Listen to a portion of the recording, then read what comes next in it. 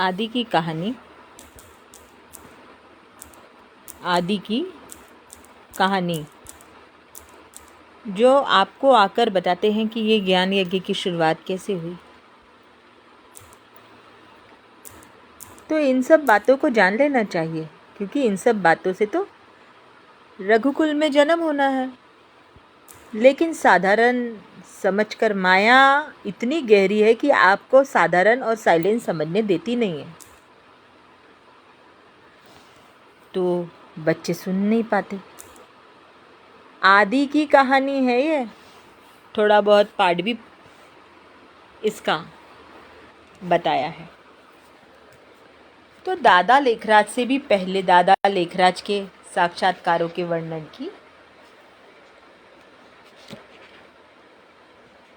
बाबा हर बातों को ध्यान से समझाते हैं। श्रीमत की बरखिलाफी नहीं, त्रिमूर्ति के साथ सर्व संबंध है। सारे कर्म अकर्म त्रिमूर्ति के साथ होने हैं, क्योंकि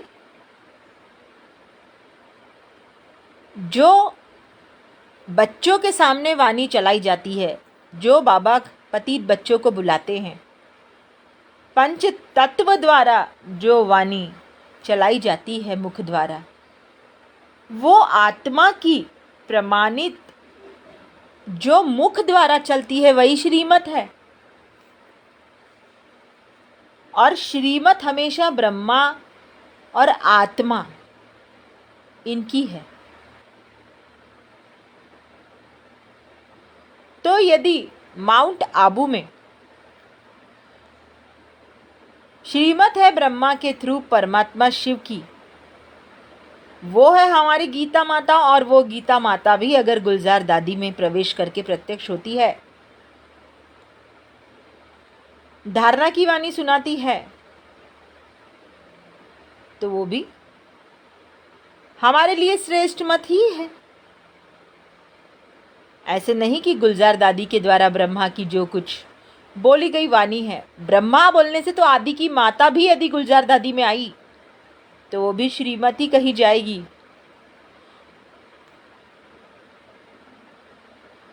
गुलजार दादी के द्वारा ब्रह्मा की जो कुछ बोली गई वाणी है वो हमारे लिए तो माननीय नहीं है, लेकिन माननीय होते हुए भी वो हमारी समझ से बाहर है। लेकिन इस वक्त हम डायरेक्टली वही बात आपको समझाएंगे। जब तक परमात्मा इस वाणी का विश्लेषण स्वयं आकर ना करे तो ये कोई समझ न पाएगा।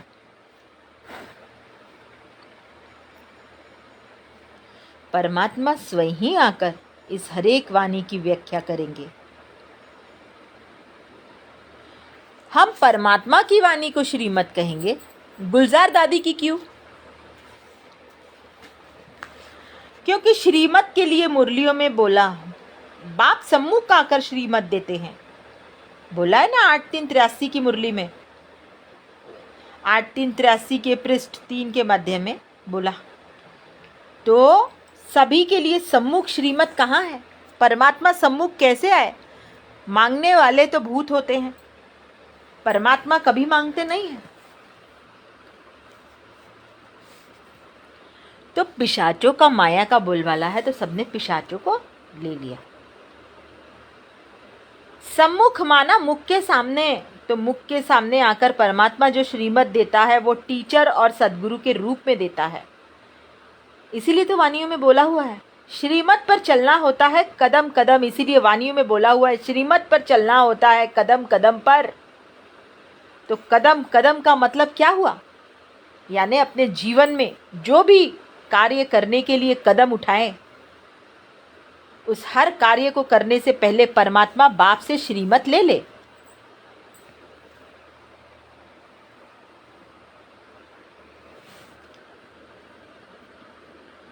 यह कब संभव हो सकता है? जब आप मुख द्वारा वाणी ओरिजिनल सुनेंगे। तो इस सृष्टि पर विराजमान वो होगा तो श्रीमत लेंगे ना सब बच्चे, नहीं तो कैसे लेंगे?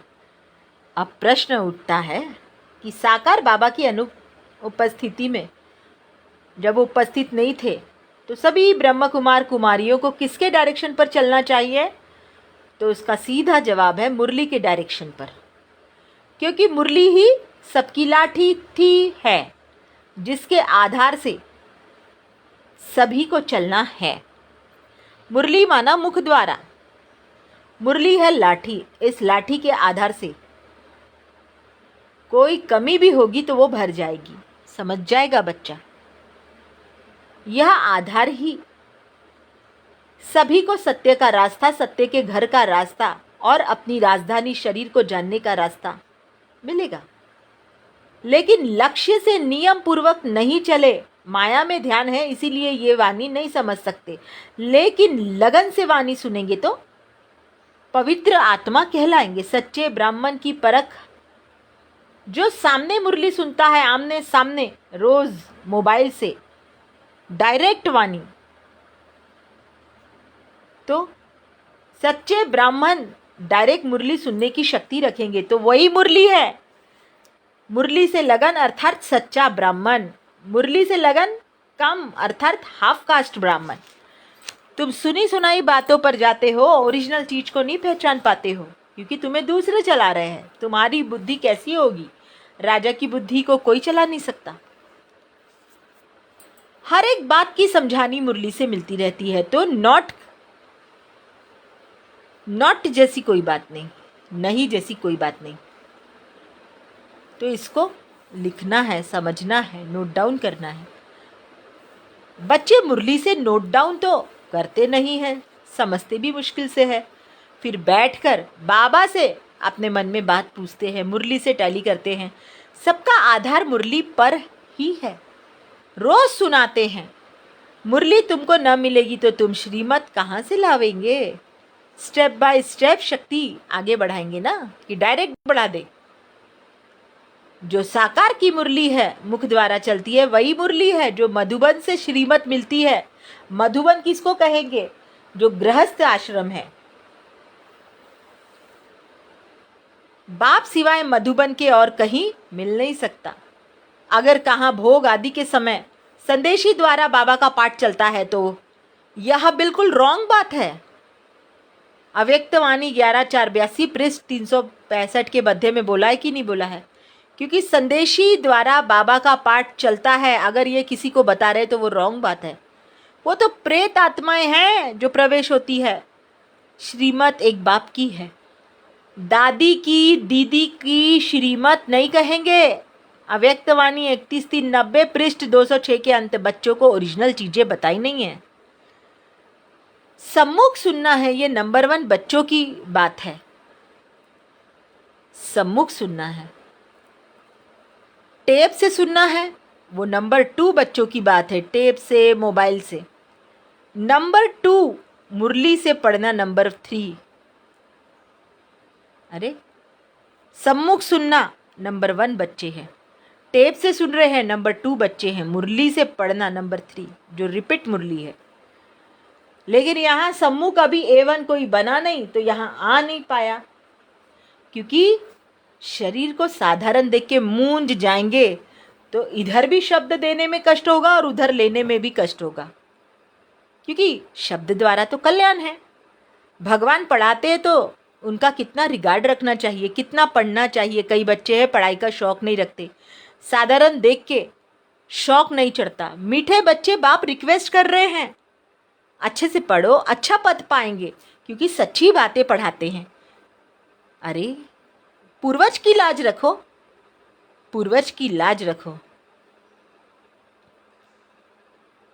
तो ये जो ज्ञान है काफी गाढ़ा है, दादे का वर्षा है।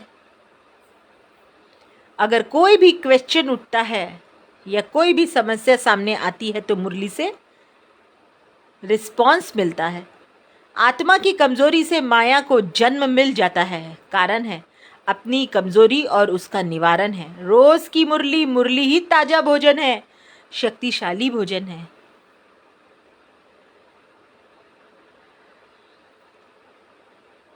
अगर बाबा की श्रीमत होगी, श्रीमत पर चलेंगे तो कभी असंतुष्ट मन नहीं होगा। श्रीमत का आधार लेंगे तो डिससर्विस भी नहीं होंगी।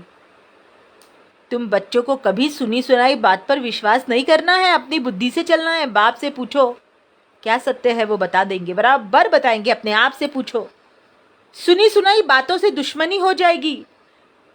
अपनी घोट तो नशा चढ़े। जब तेरी बुद्धि सुनाई जाने वाली और सुनी सुनी बातों के मोह रूपी कीचड़ में फंसी है, तू सुन रहा है और बोल रहा है, तू समझ नहीं पा रहा है, तो जब तू मोह रूपी कीचड़ को पार करेगा तब तू वैराग्य को प्राप्त करेगा।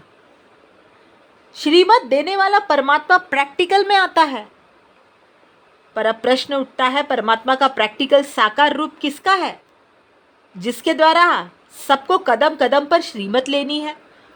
ओरिजिनल रूप उसका पढ़ना है, क्योंकि परमात्मा का जो रूप त्रिमूर्ति के चित्र में दिखाया गया है वह अरूप है। पहले जो आदि में त्रिमूर्ति थी उसमें जो शिव निराकार था वह अदृश्य था, आत्मा का चित्र था, और चित्र से उस आत्मा को काट दिया, शिव को काट दिया, तभी तो विश्व दुर्गति हो गई। जिसका कोई चित्र नहीं वो आत्मा है, तो आत्मा कैसे मत देगी, उसको तो शरीर चाहिए, क्योंकि चित्र तो होता ही है साकार का, आत्मा का कोई चित्र नहीं। इसीलिए मुरली तारीख 20/8 पृष्ठ 1 के अंत में बोला, बाबा कहते भी है, मैं ज्ञान का सागर हूँ परंतु मैं निराकार, ऊपर बैठ प्रेरणा कैसे पढ़ाऊँ। ऐसे तो कभी पढ़ाई नहीं होगी, उसे नीचे आना ही पड़ता है। क्या तुम्हारा टीचर प्रोफेसर घर में आके तुम्हें पढ़ाता है क्या? प्रेरणा से स्टूडेंट को पढ़ा सकेंगे क्या? जरूर। बच्चों को स्कूल में तो आना पड़े ना, आपके लिए फेसबुक पर स्कूल खोल दिया है। भाग्य बनाने के लिए हर ट्रैक्ट रूपी युक्ति बताते हैं। प्रेरणा, आशीर्वाद, ये सब भक्ति मार्ग में चलता है। तुम बोलो तुम अब ईश्वरीय मत पर हो, यहाँ प्रेरणा की कोई बात नहीं। यहाँ रात दिन का फर्क है, सतयुग को दिन कहेंगे, कलयुग को रात कहेंगे। प्रेरणा का कोई अर्थ नहीं है। प्रेरणा को विचार बोलेंगे, बस हम तो विचार करते रह गए। सोचो, ऐसा बोलना क्या है? रॉन्ग, ये भक्ति मार्ग है।